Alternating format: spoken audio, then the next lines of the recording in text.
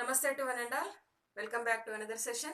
Here we are going to learn about neutralization. Here we'll see the activity where we are going to understand about neutralization, and also along with that we'll see properties of salts. Right. So here if you take neutralization activity, how to understand this one. So first of all, what we'll do is we'll take a beaker. In this beaker we'll take some amount of a base. Let us take here like some sodium hydroxide I have taken here. Right. Now, in another conical flask, let me take some red litmus solution.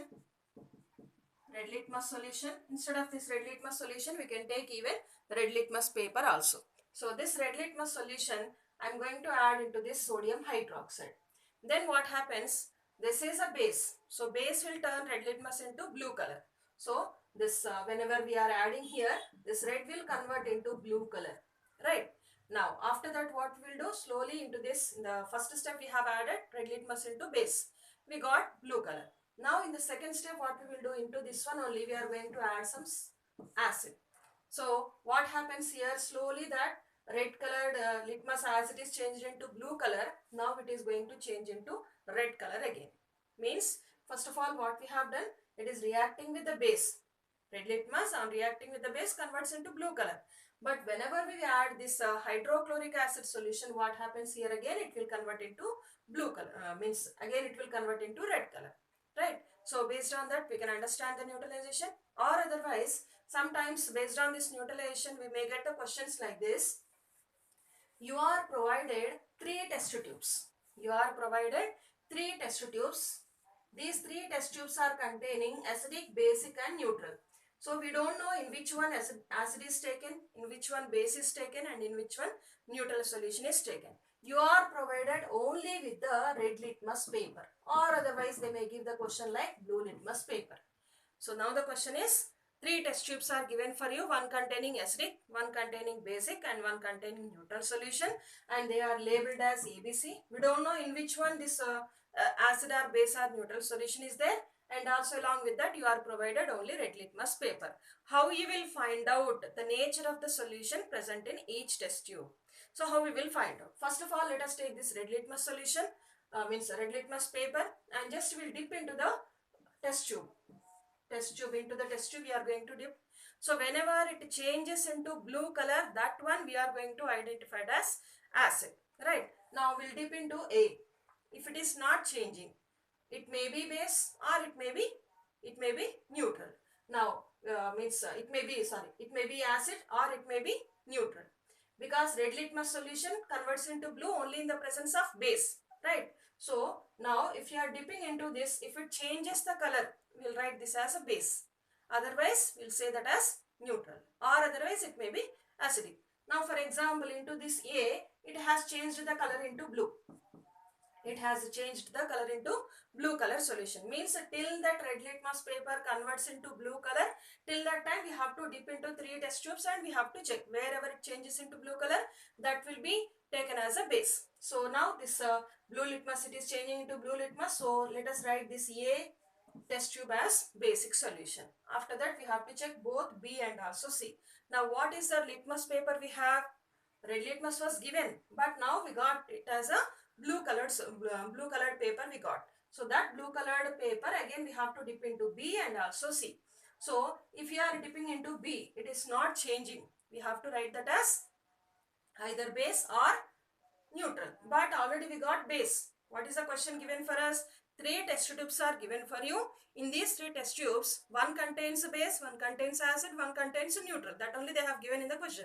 So again, no need to identify base. Already base we got. So if you are dipping into B, if it turns into red color, we say that as acid. Otherwise it is neutral. Now into B we have dipped. That blue litmus paper, whatever we got here, we have dipped into B. Now it is not changing. So we can write this one as neutral. The other one will become acid. But again once we will check. Now we will dip that into C. Then what happens? It turns into red color. We can write this as acid.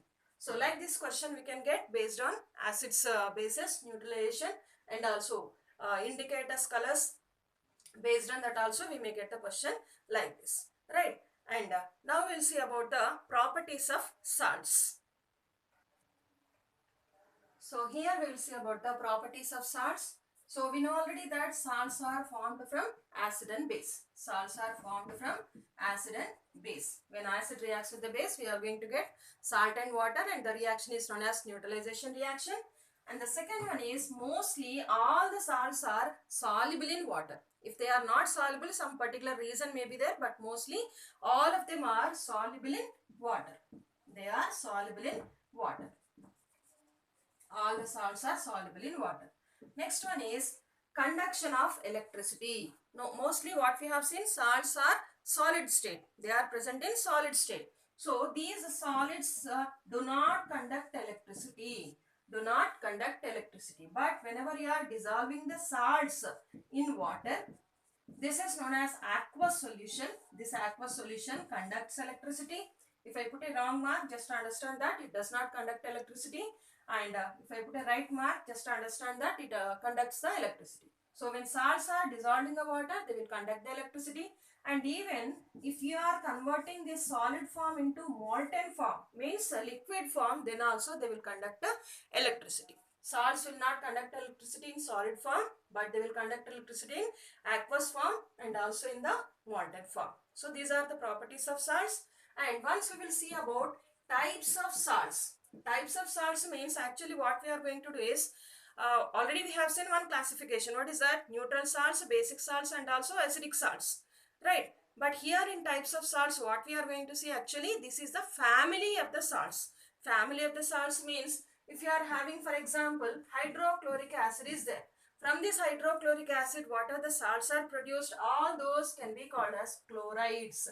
Like we are saying sodium chloride, potassium chloride, ammonium chloride, aluminium chloride, all these will belong to the family of chlorides.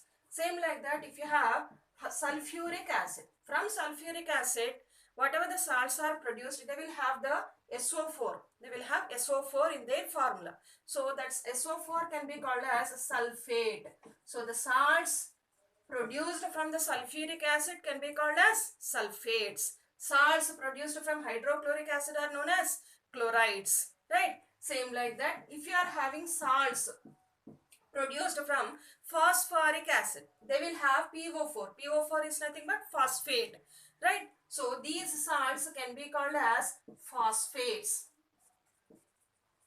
Salts produced from phosphoric acid are known as phosphates. Same like that, if you are having acetic acid, CH3COOH is the formula for acetic acid.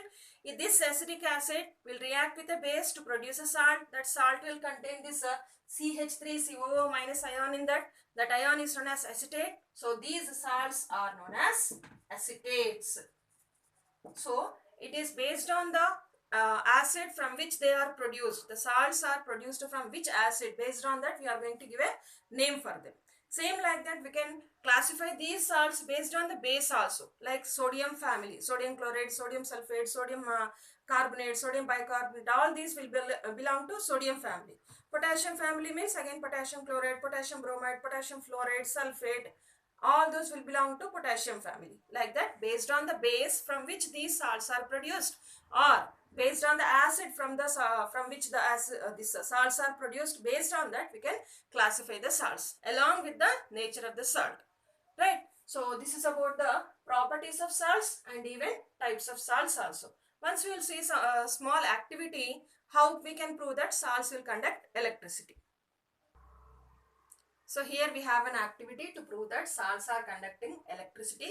Here we'll take one beaker, and after that this beaker will be filled almost 3/4 with a solution. This solution will be containing salt and also along with that water. Let us take sodium chloride and water, or potassium bromide and water, anything dissolved in the water.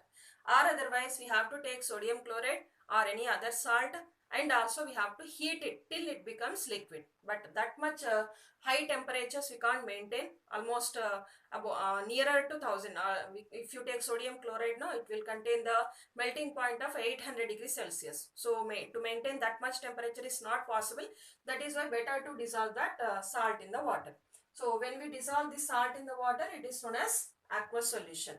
Then after that we'll take two graphite rods here. Two graphite rods. One will be connected to the negative terminal and the other is connected to the positive terminal. So these are graphite rods. Graphite rods. So one is connected to the negative terminal and one more is connected to the positive terminal. And we have to understand whether the conduction is there or not. We can't see with our naked eye. So that is what we will do. We will connect one bulb also. So whenever we connect like this, when the circuit is becoming a closed circuit, then what happens? The bulb glowing will start. So whenever the bulb glows, we can say that conduction is there. The bulb we fitted here, and also along with that we have battery also. Without battery we can't glow the bulb here. Only conduction we are going to see here, not the production of electricity, right? So when battery is producing the electricity, it is going to flow here, and also as connection is there with the aqueous solution of salt, so that is why here again what happens, the bulb glows. So by glowing of the means by observing the glowing of the bulb, we can say that conduction of electricity is there, and by that we can prove that salts will conduct electricity in their aqueous form, right? So this is about the lesson acids, bases and salts. So up to now what we have seen, classification of acids, classification of the bases, and also how salts are formed and how indicators colors are changed in the presence of acids and bases, how we can identify the neutralization reaction, what are the different examples for neutralization, how to classify the salts, how to identify the nature of the salt, and even properties of salts, and also activity to prove that salts will conduct electricity, right? So thank you everyone. Thank you for watching my video, and like, comment and share my videos. Thank you everyone.